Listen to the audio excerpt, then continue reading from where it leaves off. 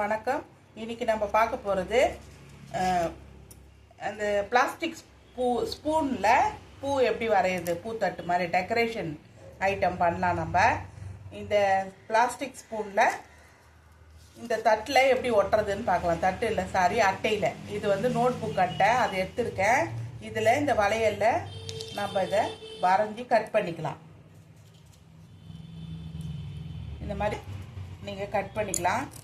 Cut பண்ணிட்டீங்கன்னா அந்த ஷேப்புக்கு ஒட்டினாலே போதும்.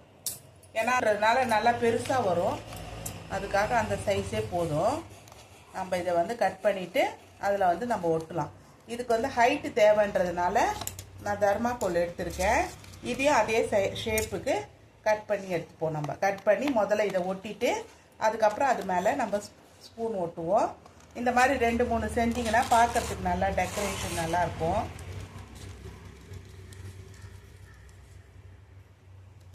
பார்க்கறதுக்கு இப்போ இந்த இதுவை வந்து இதில் வச்சுருக்கேன்.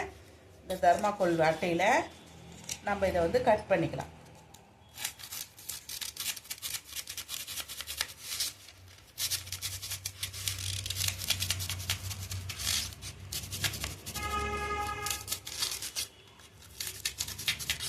ஆடி மாதம் நல்ல எல்லாம் ரொம்ப இதுவாக இருக்காங்க, ஜனங்க எல்லாம் வேலையாக இருக்காங்க மும்முரமாக.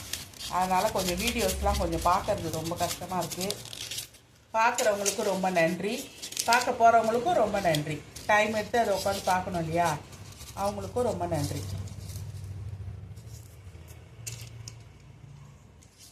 இதை பாருங்கள், இந்த இதுவை வந்து வெட்டிட்டேன். இது இப்போது நம்ம இதை ஒட்டிக்கலாம்.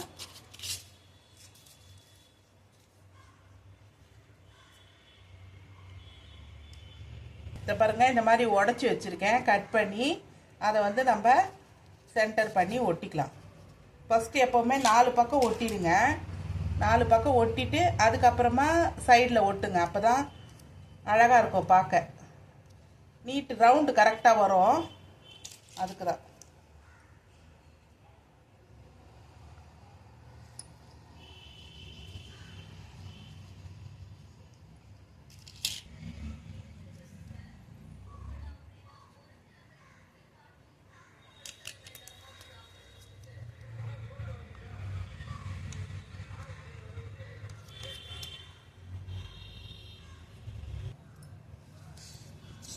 ரவுண்டு ஒட்டியிருக்கேன். ஒட்டிட்டு அதே மாதிரி இங்கே கம் ஒட்டி இங்கே ஒட்டியிருக்கேன்.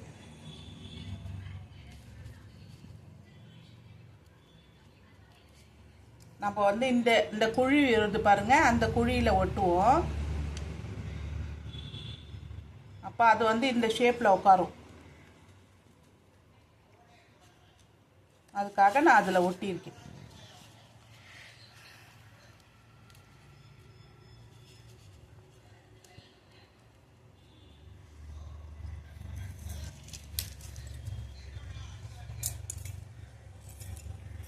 இங்கே பாருங்கள், இதில் இந்த மாதிரி ஒட்டியிருக்கேன். இந்த மாதிரி வரும்.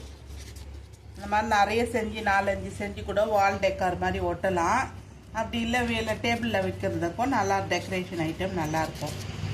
இந்த மாதிரி பேப்பர் ஒட்டிட்டு அதுக்கு கீழே நான் ஃபுல்லாக இந்த கம் போட்டுட்டு ஃபுல்லாக ஸ்பூன் தான் ஒட்டியிருக்கேன்.